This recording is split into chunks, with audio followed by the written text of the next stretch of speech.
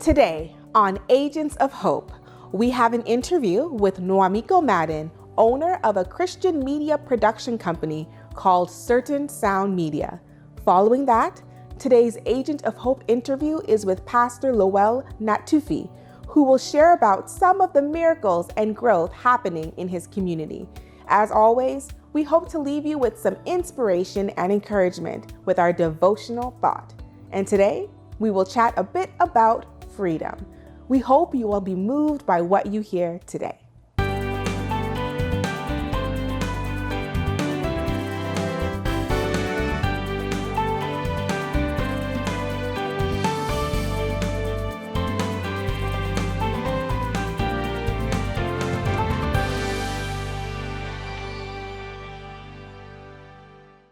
Welcome to Agents of Hope, where we inspire hope in what God can do through everyday people despite a broken world. Today, we want to share with you a video from Hope Channel Africa in Zimbabwe. We hope you will be inspired as you learn about the impact of media ministry around the world and what God is doing around the globe, not just here in Canada. These are touching stories of the miracles of God, and we look forward to featuring more videos in the future about God's incredible work in Canada. We hope you enjoy it. In response to the Great Commission and the need to market Hope Channel extensively in all parts of our territory, the ZCUC Communication Department has embarked on a project dubbed Travel with Hope, where bus travelers are entertained with Adventist music while we share biblical messages of hope through sermonettes. Currently, over 5,000 passengers are witnessed to every month. We accepted the call to mission through bus evangelism, and currently now we are exposing the everlasting gospel to about 5,000 people per month as they ride the buses and move up and down our country, and also those cross-border. We also have exposed the gospel through bus evangelism to also non-Adventist employers. We came up with this idea after realizing that people need hope and inspiration on a daily basis. And there is no better place to share these messages of hope than to travelers.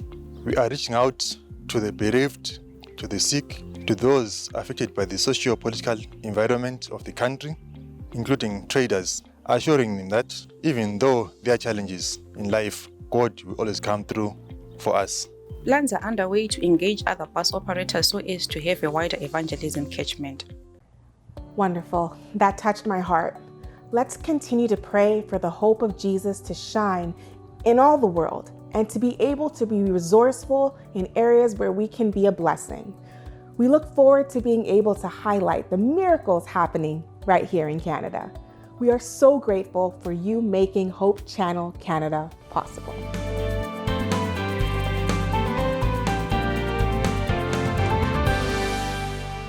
Michelle, our producer, recently had an interview with Nwamiko Madden, and we wanted to share that with you.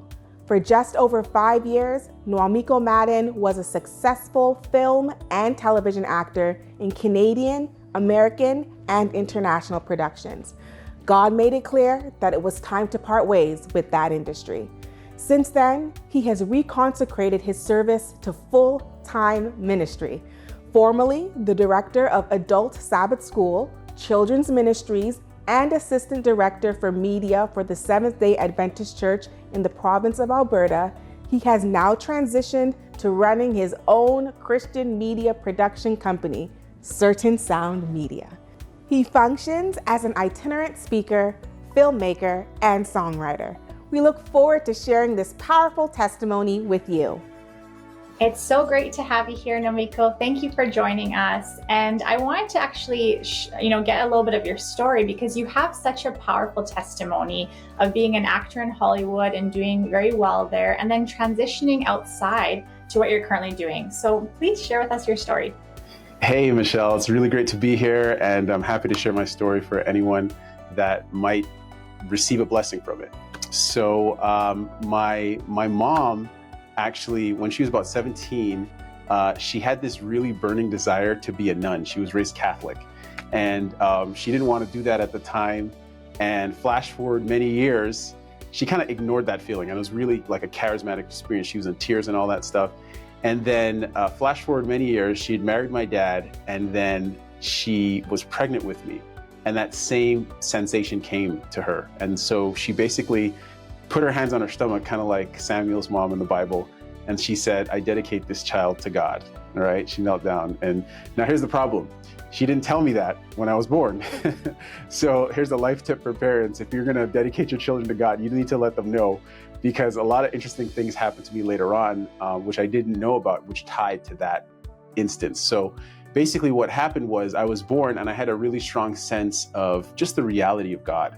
Like I really felt like he was real, like it was impossible to doubt him without my parents. And I could tell it was different from my parents. It was more than just what they taught me. It was like something that was instilled in me. And so one of the things I wanted to do was to kind of share my faith, you know, with people, because I know that the world is a sad, dark place and people need hope and people need love. And I'm like, hey, God is love, God is hope. And so I want to share that. And so I went to public school.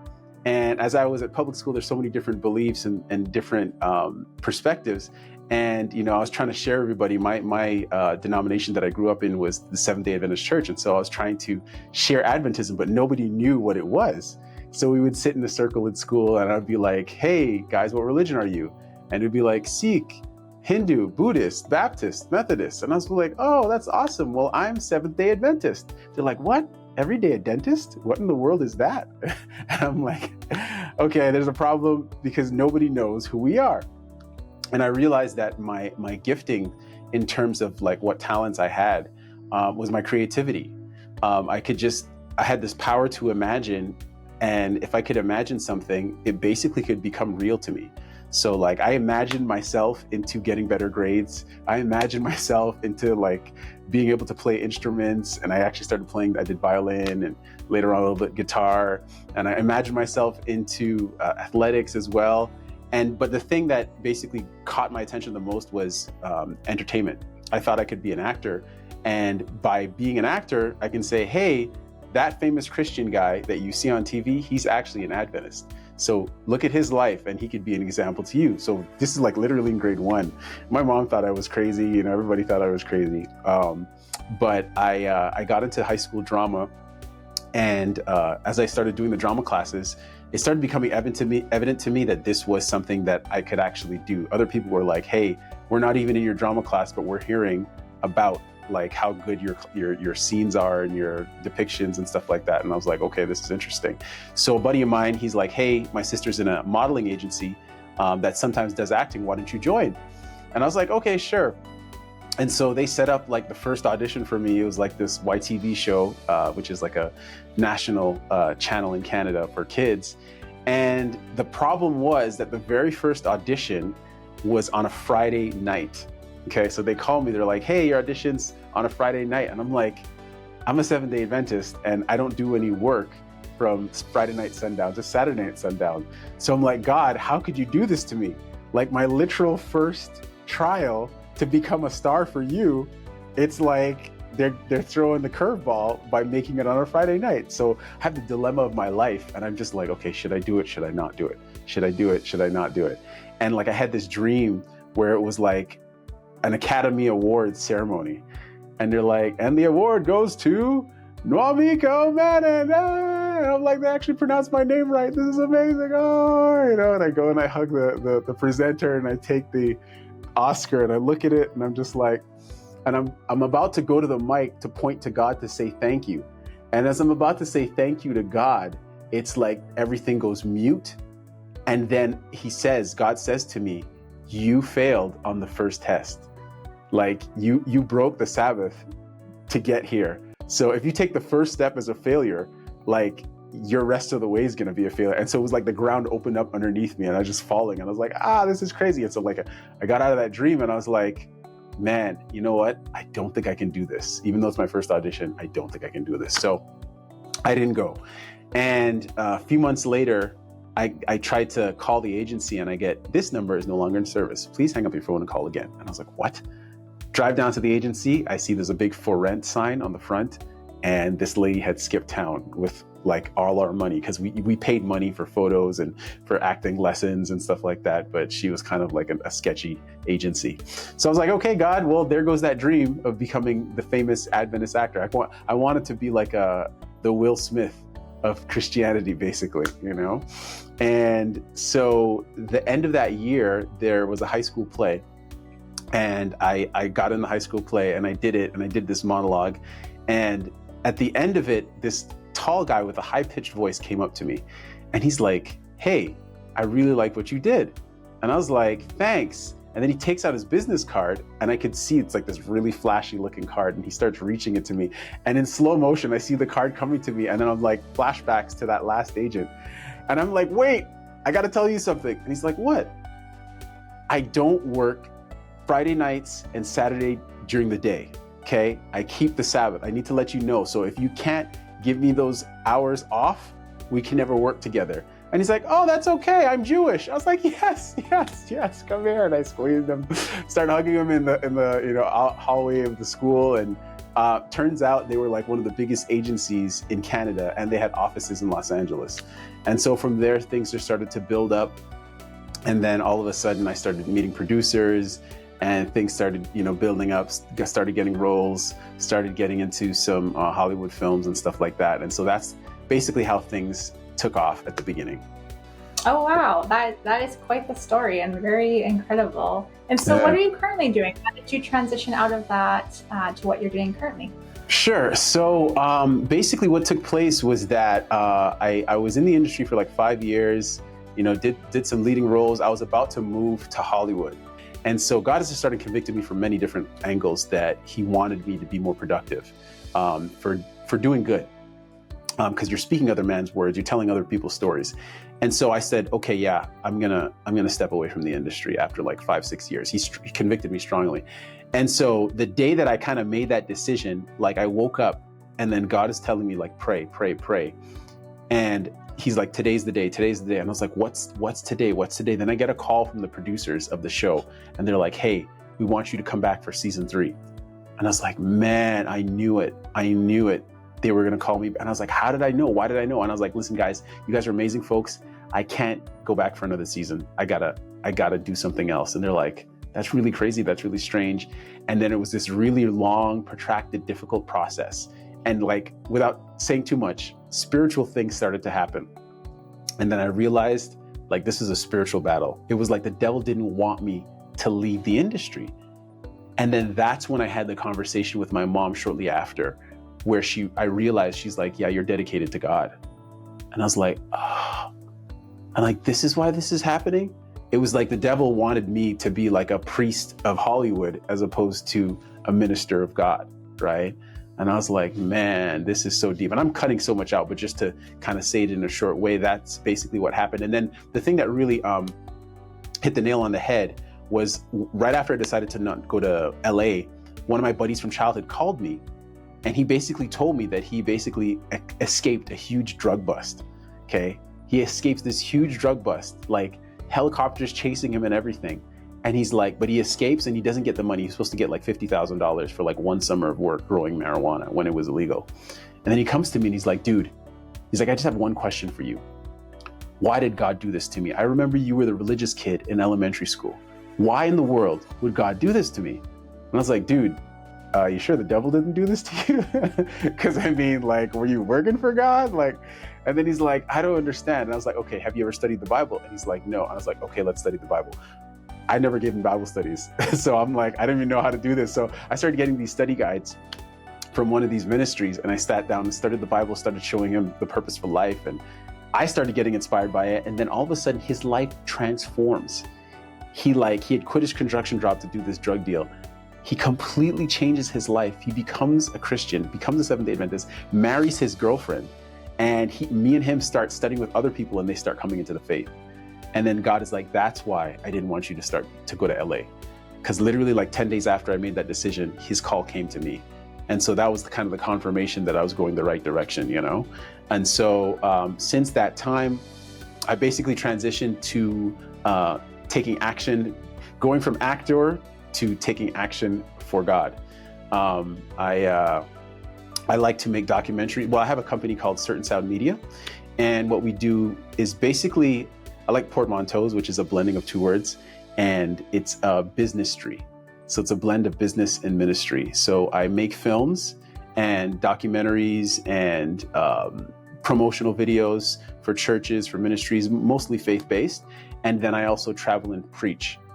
And there's a couple other things that I do outside of that, but that's basically the main focus of my media company, Certain Sound Media. And we'll be starting a YouTube channel pretty soon here, and that's going to be a big launch, hopefully by God's grace. And so that's kind of what I'm doing. I'm taking some of the elements of what I learned in the entertainment industry and using it for God. That's awesome. You definitely have a very tangible passion for media and for action and doing great things for God. So thank you for sharing that. You're definitely being an agent of hope in your community, and that's exactly what we want to feature on this program. And just give someone an inspiration for whatever passion or gift God has given them to be able to use that to bless those around them. So thank you so much for your time, Nwamiko. We appreciate you sharing your talents and your gifts with us, and we hope to talk to you again soon. Thank you so much, Michelle. Take care. Thank you, Michelle, for your collaboration today and sharing Nwamiko's story with us. Thank you so much, Nwamiko, and for partnering with us as an agent of hope. Next up, we have Pastor Lowell Natufi. He's with us, and he was interviewed by Michelle. He currently serves as the senior pastor of Christ the Way Adventist Church in the city of Edmonton, Alberta. During the 2020-2022 pandemic, his leadership team, led by the Holy Spirit, miraculously tripled their church membership through online Bible studies and virtual worship services. We so look forward to hearing about the miracles that he has experienced in his community and the growth that has come consistently sowing seeds of hope. We look forward to sharing this impactful story with you all today. All right, Pastor Lowell, thank you so much for joining me on Agents of Hope today. I would love for you to share a little bit about your journey and about yourself and the passion that you have on your heart. Thank you, Michelle. It's an honor to be on this program, and it's always a joy to share about the wonderful things that God is doing in ministry. So I have been pastoring for a little over 2 decades now. And it has been nothing less than a blessing and a privilege. Ministry has its challenges, it has its ups and its downs, but all in all, it is a joy to know that every single day we go out there on the field to connect with individuals, that we are not alone, that Jesus Christ is right there with us. I currently serve as the senior pastor of the Christ the Way Seventh-day Adventist Church in Edmonton, Alberta. And my church started in 2015 as a church plant out of an evangelistic series that John Bradshaw had. And it started off as a very small church, about 35 individuals. And God has done amazing things through the years, where we have more than quadrupled in membership.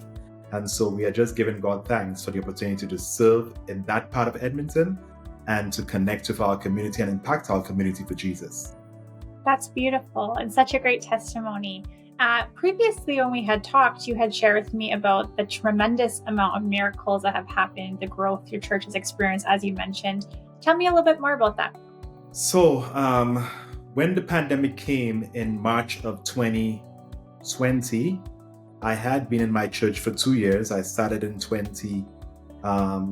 end of 2018, and we hadn't experienced much numerical growth. I think there was spiritual growth because when I went in there, my ministry is heavily based on the ministry of prayer and the word.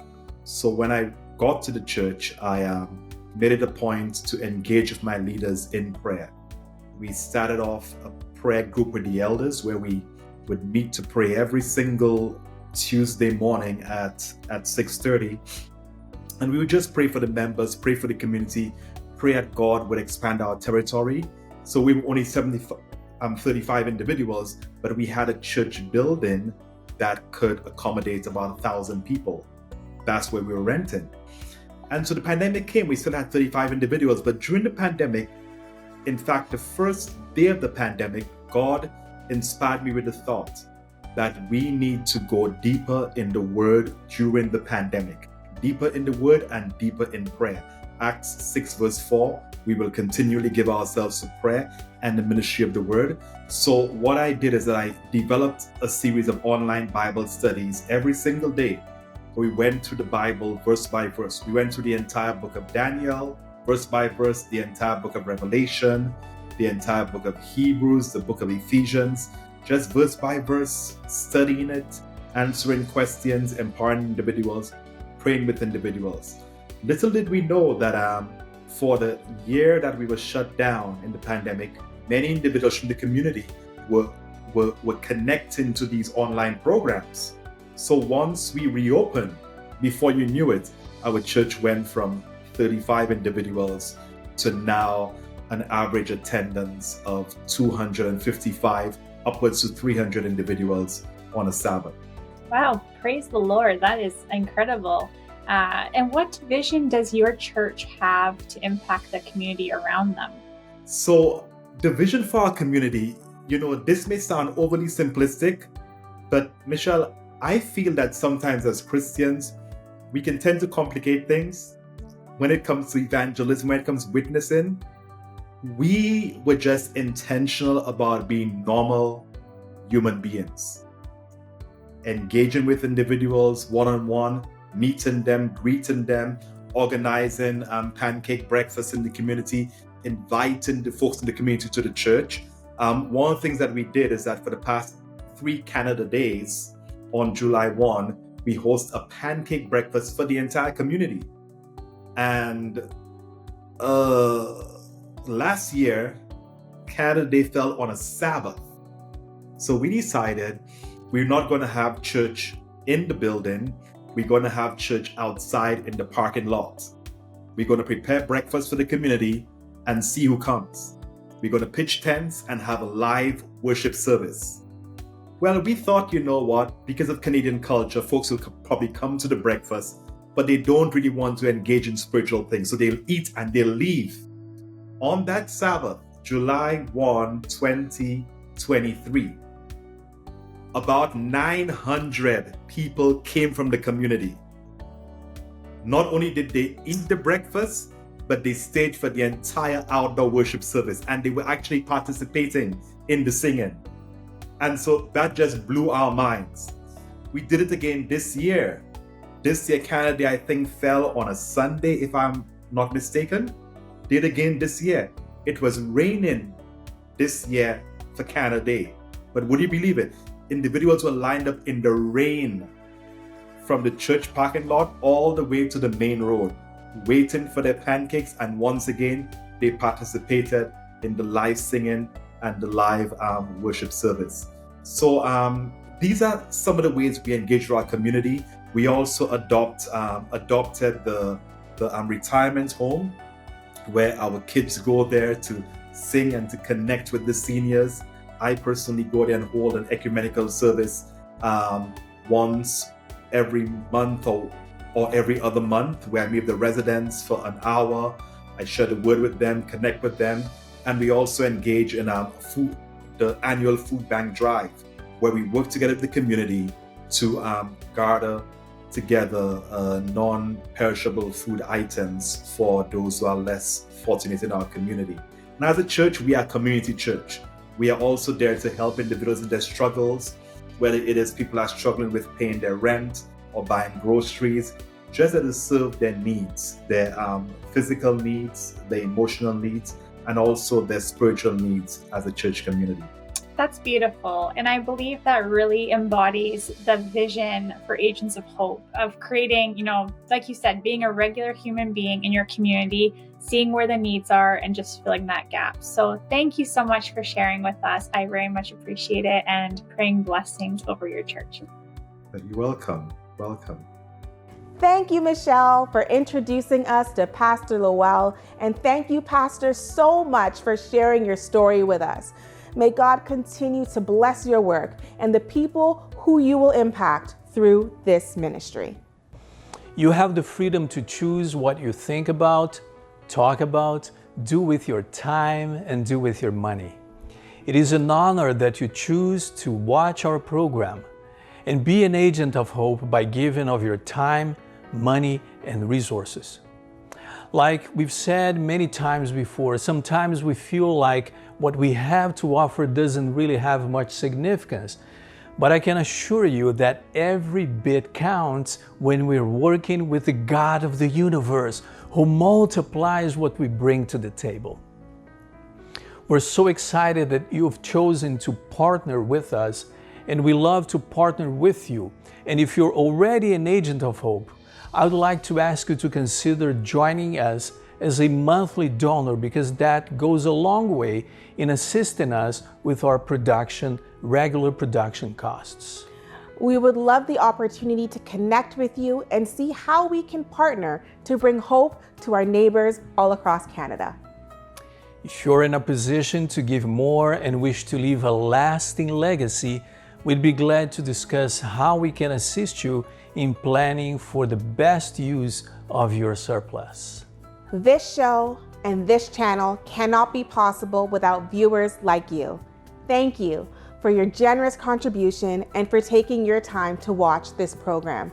So once again, please donate online at agentsofhope.ca by debit, credit, Google Pay, or Apple Pay. You can also send an e-transfer to agentsofhope@hopetv.ca. Also, you can send a check payable to Seventh-day Adventist Church in Canada at the following address: Hope Channel Canada, 1148 King Street East, Oshawa, Ontario, L1H 1H8, or by phone. You can call us at 1-855-4HOPE-TV.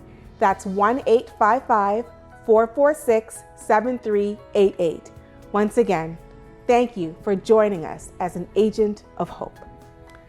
Now, before we wrap up, I have no questions for you today. I just want to ask you, can you please share a song with us? I would love to.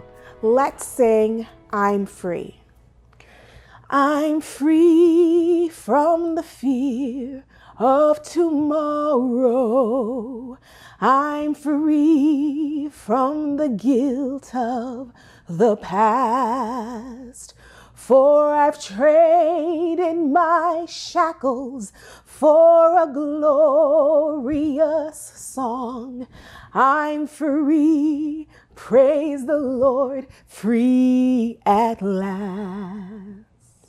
Beautiful. Thank you, Tiffany. Thank you. You know, we are people of prayer. We believe you are as well. We can sense your prayers for us, and it is our pleasure to join you in prayer. So if you have any prayer requests, please contact us at agentsofhope@hopetv.ca or on social media. Thank you, and thank you. And remember, together we can let Canada know that in Jesus, there's more to life.